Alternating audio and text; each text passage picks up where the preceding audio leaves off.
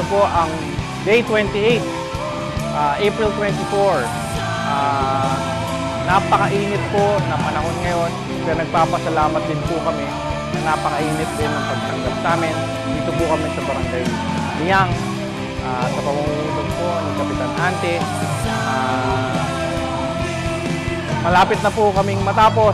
Sana ako po ay nagpapasalamat sa lahat po ng hindi po nagsasawa na tumutulong at gumagabay sa amin. Sana po lalo po pag-ibayuhin ang ating pagsikapan ng ating pangangampanya para po makamit natin ang ating mga minimiti na pangarap. Muli po, ako po si Dr. Dennis Mangoba, sa ngalan po ng Tambalang Sengco San Diego. Papasalamat po sa inyo sa lahat po ng inyong pagtulong. Salamat po!